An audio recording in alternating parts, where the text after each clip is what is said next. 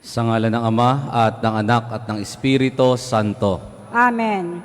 Sumainyo ang Panginoon. At sumaiyo rin. Mga kapatid, tayo po'y nagkakatipon ngayon upang ating purihin ang ating Ama. Pasalamatan sa mga biyaya na pinagkalob sa atin at mulit-muli ay dumulog ng ating mga minimiti at panalangin sa pamagitan ng pagdiriwang na ito. Hilingin natin na sa halimbawa ng mahal na Birhen, tayo ay makatugon sa mga ipinagkatiwala sa atin ng Diyos, lalo't higit ang ating buhay at ating pananampalataya, ang pagmamahal natin sa Kanya at pagmamalasakit sa ating kapwa. Aminin natin ang ating mga kasalanan upang tayo maging marapat gumanap sa banal na pagdiriwang.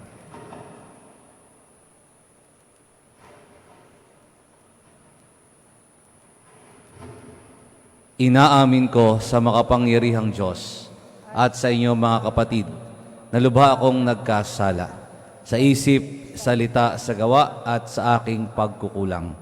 Kaya isinasamo ko sa mahal na Birheng Maria, sa lahat ng mga anghel at mga banal, at sa inyo mga kapatid na ako'y panalangin sa Panginoong ating Diyos. Kawaan tayo ng makapangyarihang Diyos, patawarin tayo sa ating mga kasalanan at patnubayan tayo sa buhay na walang hanggan. Amen.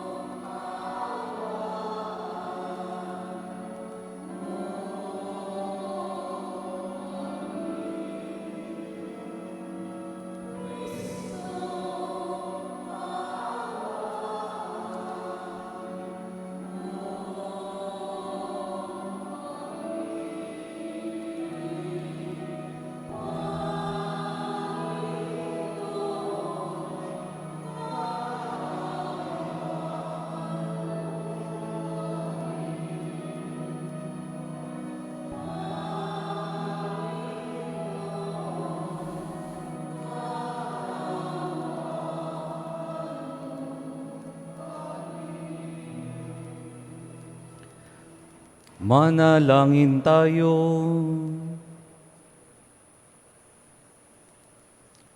Ama naming makapangyarihan, ipagkaloob mong kami magkamit kailanman ng kalusugan at kagalingan sa aming katawan at kalooban, pakundangan sa pagdalangin ng laging Birheng si Santa Mariang Mahal, kami naway mahango sa hapis sa kasalukuyan at makinabang sa kalawalatiang walang katapusan sa pamamagitan ni Hesu Kristo, kasama ng Espiritu Santo magpa sa walang hanggan. Ang lahat po ay magsiupo.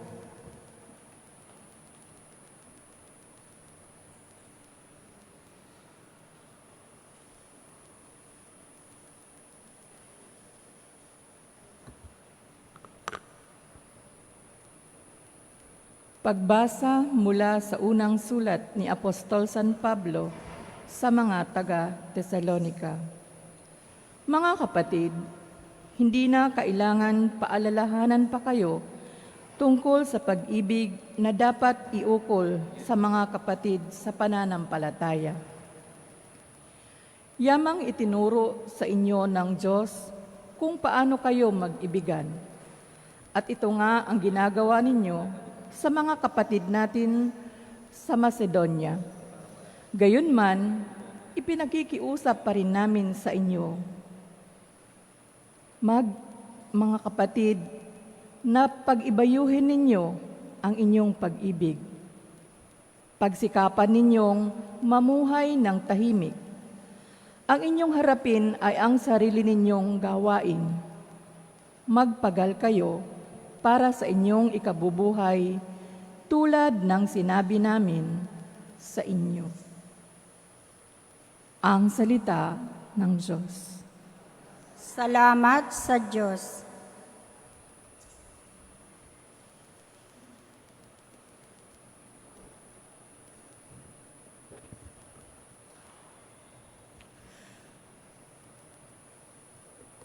Poong hukom ay darating, taglay katarungan natin. Poon hukom ay darating, taglay katarungan natin.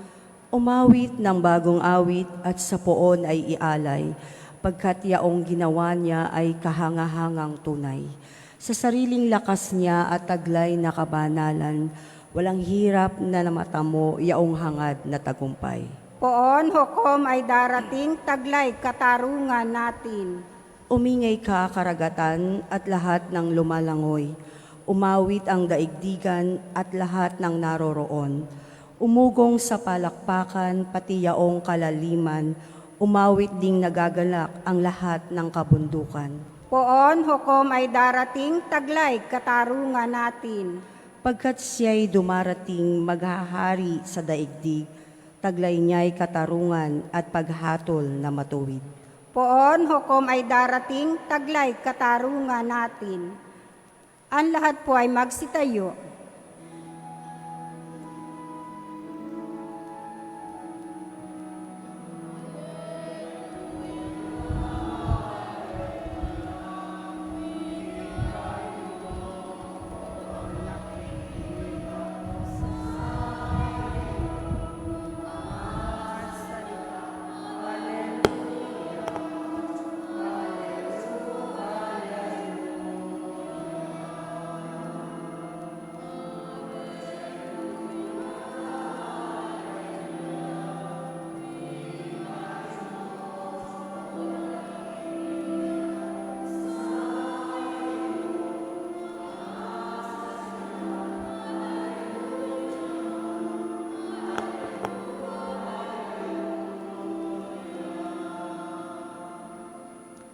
Sumainyo ang Panginoon. At sumaiyo rin. Ang mabuting balita ng Panginoon ayon kay San Mateo. Papuri sa iyo, Panginoon.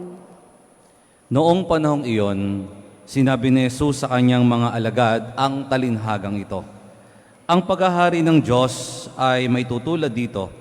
May isang taong maglalakbay, kaya tinawag niya kanyang mga alipin at ipinagkatiwala sa kanila ang kanyang ari-arian. Binigyan niya ng salapi ang bawat isa ayon sa kanya-kanyang kakayahan.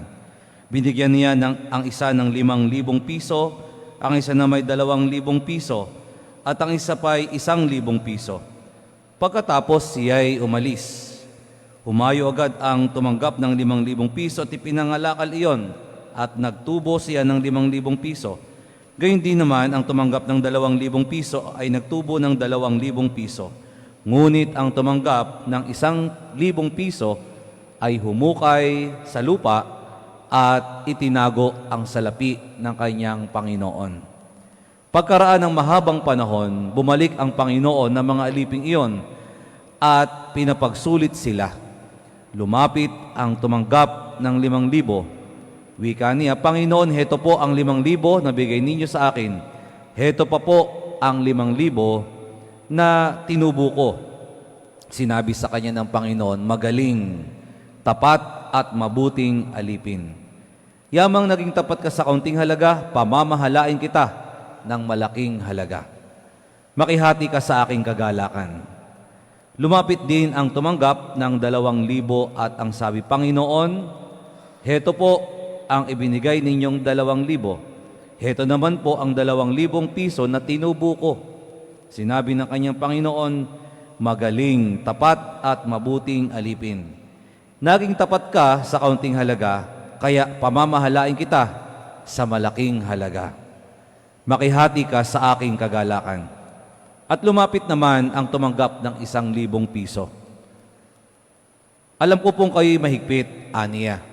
Gumagapas kayo ng hindi ninyo tinamnan at nag-aani ng hindi ninyo hinasikan. Natakot po ako, kaya't ibinaon ko sa lupa ang inyong salapi. Heto na po ang 1,000 ninyo. Masama at tamad na alipin, tugon ng kanyang Panginoon. Alam mo palang gumagapas ako sa hindi ko tinamnan at nagaani sa hindi ko hinasikan. Bakit hindi mo iyan inilagak sa bangko? Di sana'y may nakuha kong tubo ngayon.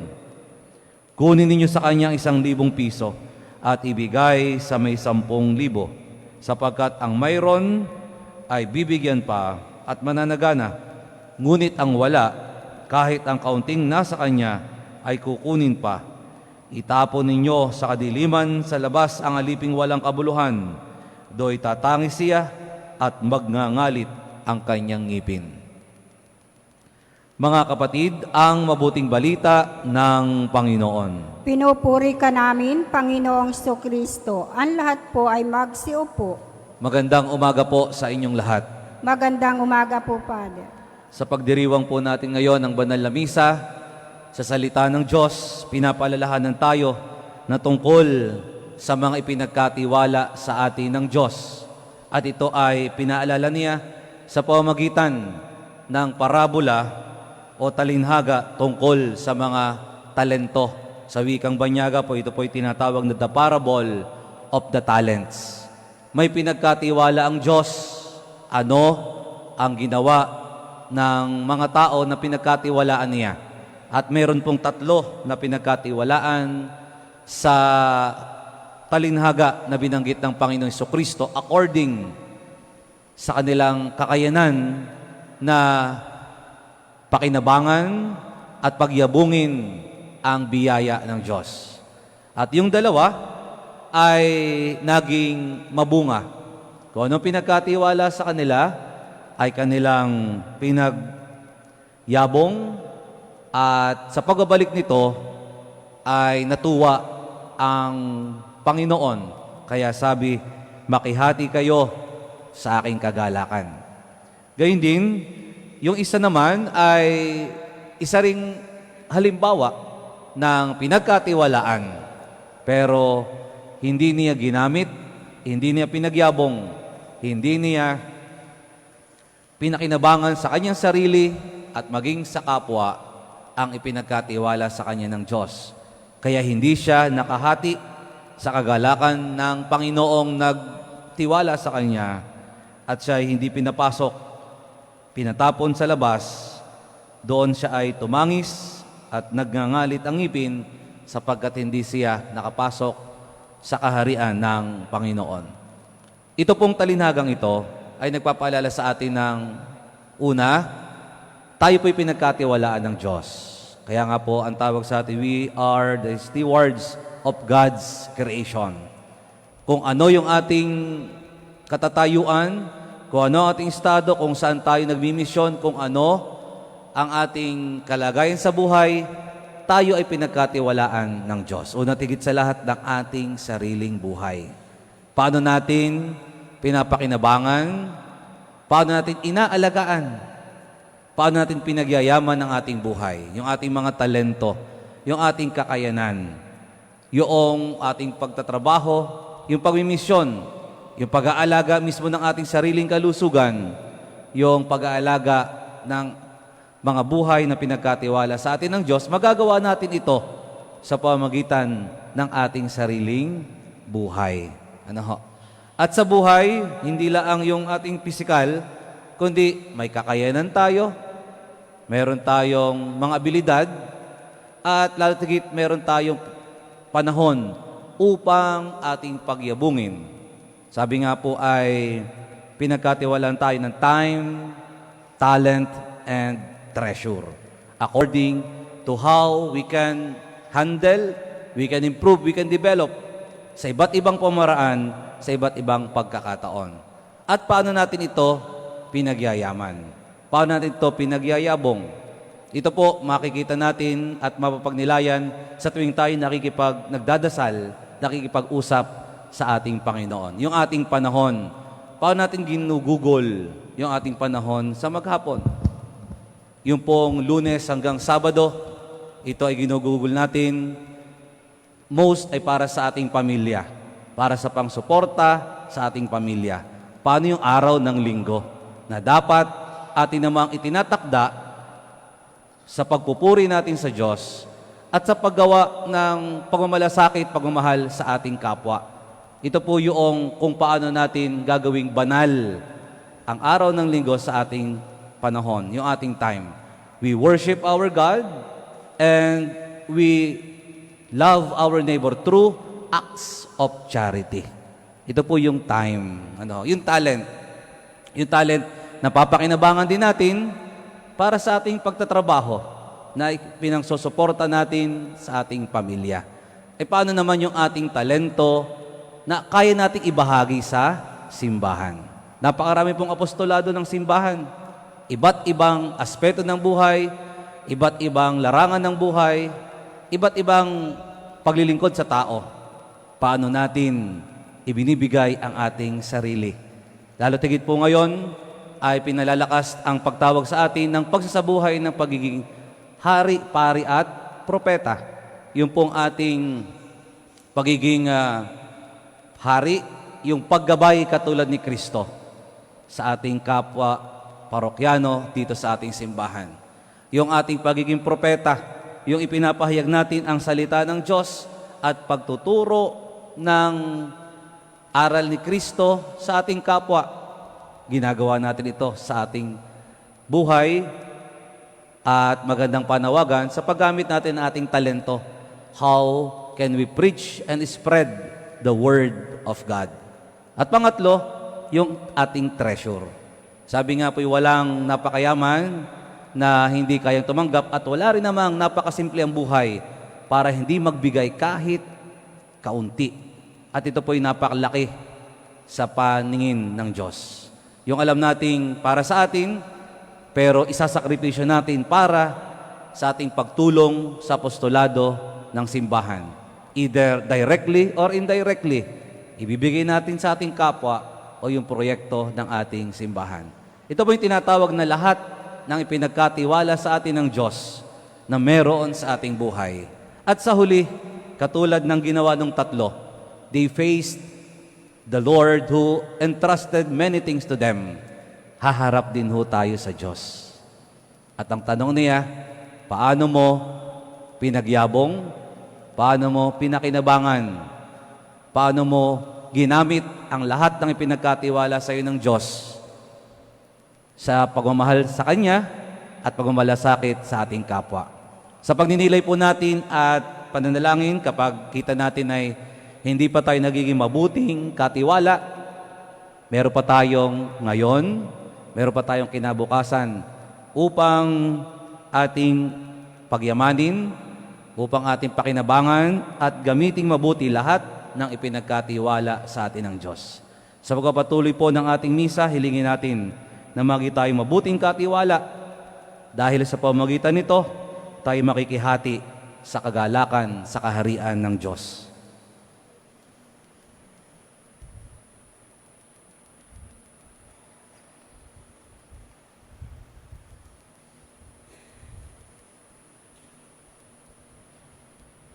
Ang lahat po ay magsitayo. Sa ating pagharap sa luklukan ng paghahatol ng Diyos, isusulit natin ang wastong paggamit o pagwawaldas ng mga biyayang ipinagkatiwala sa atin. Sa pananalangin, hilingin natin ang tulong ng ating tagapaglikha. Ang ating tutugon, Panginoon, dinggin mo ang aming panalangin. Panginoon, dinggin mo ang aming panalangin. Ang marami at iba't ibang biyaya ng kanyang mga kasapi, naway mapakinabangan ng simbahan. Manalangin tayo sa Panginoon. Panginoon, dinggin mo ang aming panalangin. Ang mga opisyal ng gobyerno, naway igalang ang plano ng Diyos sa pamamagitan ng pagtatanggol at pagtataguyod sa kahalagahan ng sannilikha. Manalangin tayo sa Panginoon. Panginoon, dinggin mo ang aming panalangin. Ang lahat ng tao, naway magsalo-salo sa biyaya ng lupa at makiisa ang bawat tao sa pagkakaroon ng makatao at mayamang kaunlaran sa ating bansa. Manalangin tayo sa Panginoon. Panginoon, dinggin mo ang aming panalangin. Ang mga doktor, mga nurse at yaong mga nasa pangangalaga ng kalusugan, naway gamitin ang likas na biyayang bigay sa kanila upang dalhin ang pag-ibig at habag ni Kristo sa mga dukha, nalulumbay, may sakit at mga bilanggo. Manalangin tayo sa Panginoon. Panginoon, dinggin mo ang aming panalangin. Sa ating mga mahal na yumaong kamag-anak at kaibigan, naway ipagkaloob ang walang hanggang kapahingahan. Manalangin tayo sa Panginoon. Panginoon, dinggin mo ang aming panalangin. Ama naming nasa langit, tulungan mo kaming manatiling tapat sa mga maliliit na bagay ng buhay upang mapagkatiwalaan mo kami ng mga higit na dakilang bagay kapag pumasok kami sa iyong kaharian. Hinihiling namin ito sa pamamagitan ni Kristong aming Panginoon. Amen. Ang lahat po ay magsiupo.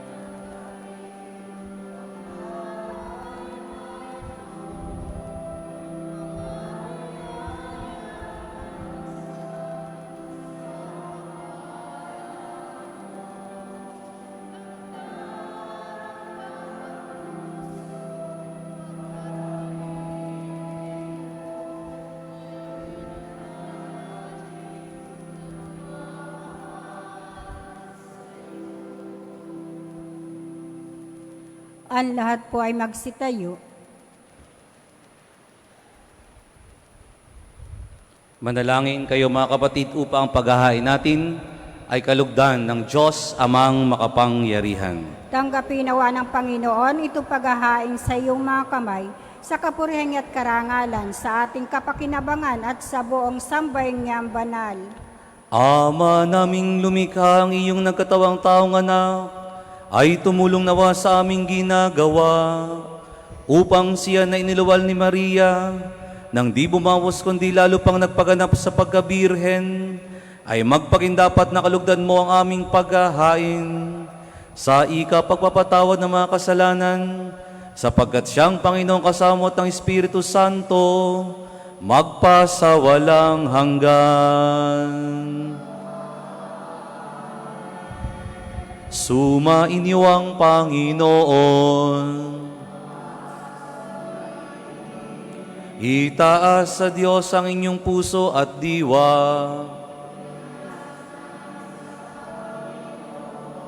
Pasalamatan natin ang Panginoong ating Diyos. Ama naming makapangyarihan, tunay ngang marapat na ikaw ay aming pasalamatan. Bukod mong pinagpalang maging ina ni Jesucristo, ang mahal na birheng nagpupuri at nagagalak sa iyo. Ikaw ang gumawa ng tanang dakilang bagay, ikaw ang lumilingap sa lahat kailanman. Nilingap mo ang mahal na birhen bilang iyong abang alipin, na iyong binigyan ng tukuling kumalinga sa anak mong manunubos namin. Kaya kaysa ng mga anghel na nagsisiawit ng papuri sa iyo nang walang humpay sa kalangitan, kami nagbubunyi sa iyong kadakilaan.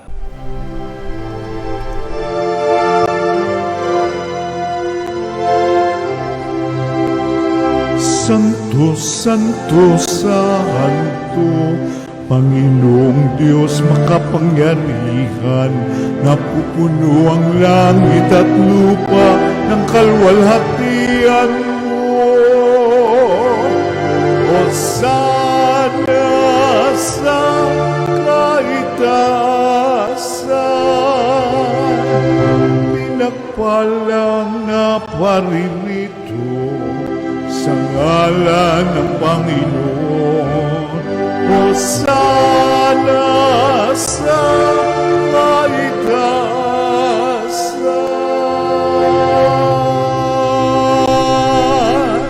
Ang lahat po ay magsiluhod. Ama naming banal, ikaw ang bukal ng tanang kabanalan. Kaya't sa pamagitan ng iyong Espiritu, gawin mong banal ang kaloob na ito, upang para sa amin maging katawan at dugo ng aming Panginoong Hesukristo. Bago niya pinagtiis ang kusang loob na maging handog, hinawakan niya ang tinapay. Pinasalamatan kaniya, pinaghati-hati na iyon. Iniabot sa kanyang mga lagad at sinabi, "Tanggapin ninyong lahat ito at kanin. Ito ang aking katawan na ihahandog para sa inyo."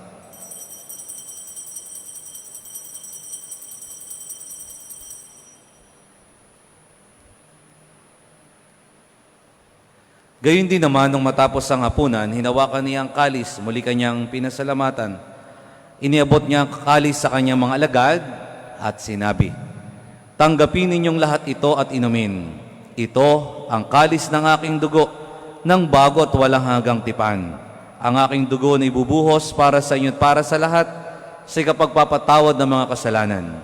Gawin ninyo ito sa pag-alaala sa akin."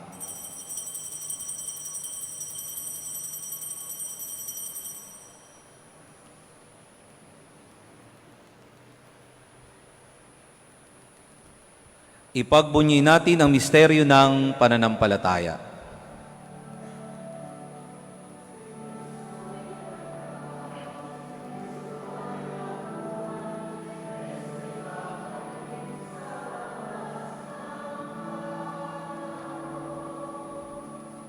Ama, ginagawa namin ngayon ang pag-alaala sa pagkamatay at muling pagkabuhay ng iyong anak, kaya't iniaalay namin sa iyo ang tinapay na nagbibigay buhay at ang kalis na nagkakaloob ng kaligtasan. Kami nagpapasalamat dahil kami iyong minarapat na tumayo sa harap mo para maglingkod sa iyo. Isinasamo namin kaming magsasalo-salo sa katawan at dugo ni Kristo ay mabuklod sa pagkakaisa sa pamamagitan ng Espiritu Santo. Amalingapin mo ang iyong simbahang laganap sa buong daigdig. Puspusin mo kami sa pag-ibig, kaisa ni Francisco na aming Santo Papa at ni Melray naming Obispo at ng Tanang Kaparian. Alalahanin mo rin ang mga kapatid naming nahimlay nang may pag-asang sila'y muling mabubuhay, gayon din ang lahat ng mga pumanaw. Kaawaan mo sila at patuloyin sa iyong kaliwanagan. Kaawaan at pagindapatin kaming lahat na makasalo sa iyong buhay na walang wakas, kaisa ng mahal na Birheng Maria na ina ng Diyos, ng kanyang kabiyak na pusong si San Jose, kaysa ng mga apostol at ang lahat ng mga banal na namuhay dito sa daigdig ng kalugod-lugod sa iyo, may pagdiwang nawa namin ang pagupuri sa ikararangal mo sa pamamagitan ng iyong anak na aming Panginoong Hesukristo. Sa pamamagitan ni Kristo kasama niya at sa Kanya, ang lahat ng parangal at papuri ay sa iyo, Diyos amang makapangyarihan, kasama ng Espiritu Santo magpasawalang hanggan.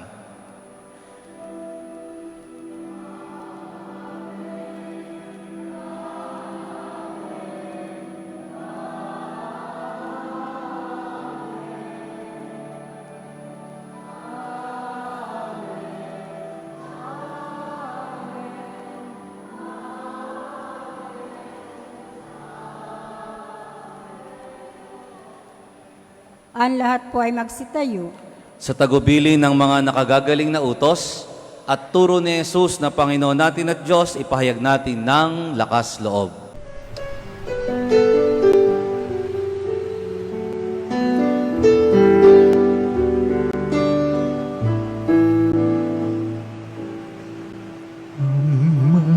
namin sumasalang ka, sambahin ang ngalan mo, mapasamin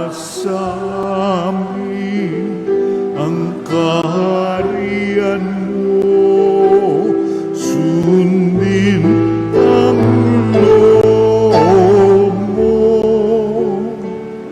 dito sa lupa para nang sa langit. Bigyan mo po kami ngayon ng aming kakanin sa araw-araw at patawarin mo kami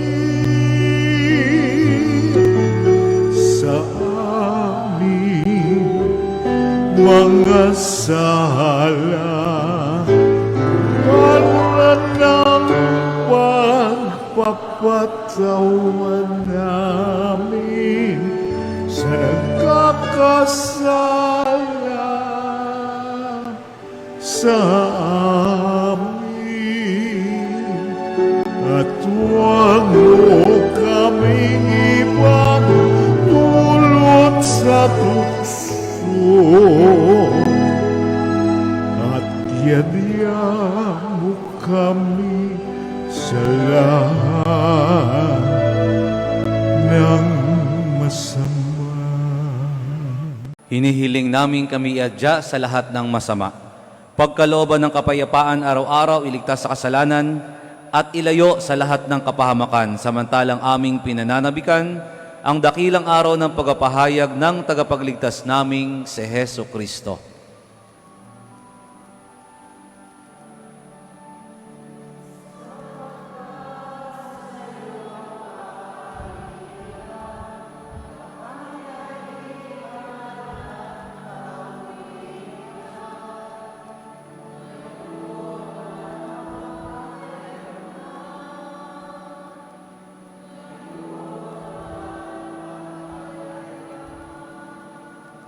Panginoong Hesukristo, sinabi mo sa iyong mga apostol, kapayapaan ang iniiwan ko sa inyo, ang aking kapayapaan ang ibinibigay ko sa inyo.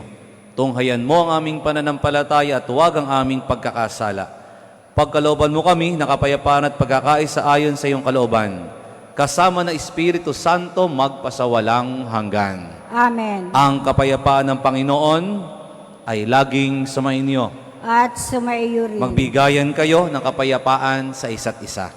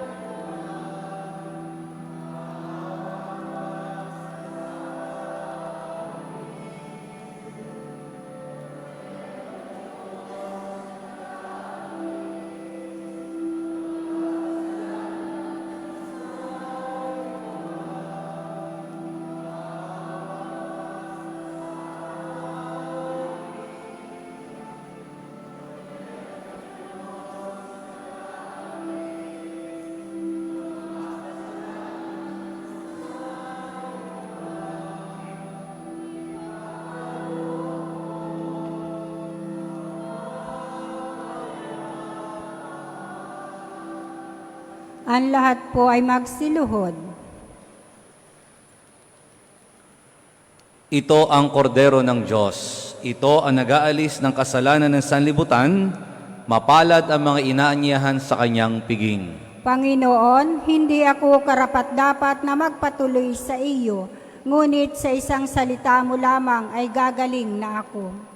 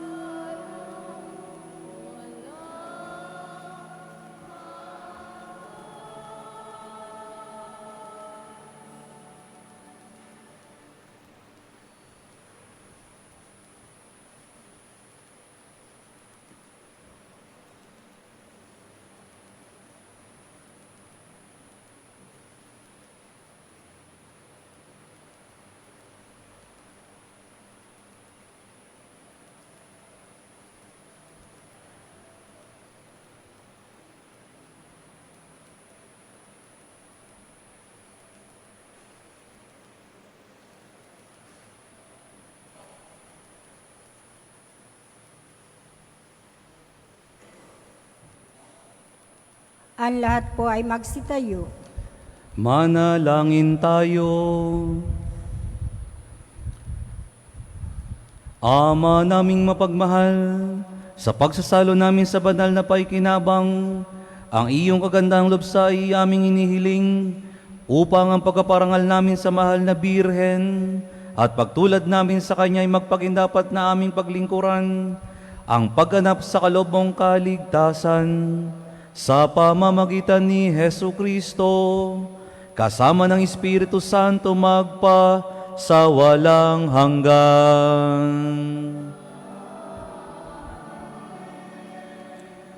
Sumainyo ang Panginoon At sumaiyo rin. at pagpalain kayo ng makapangyarihang Diyos, Ama at Anak at Espiritu Santo. Amen. Tapos na ang ating pagdiriwang, humayo kayong taglay ang pag-ibig ni Kristo. Salamat sa Diyos. Salve Regina,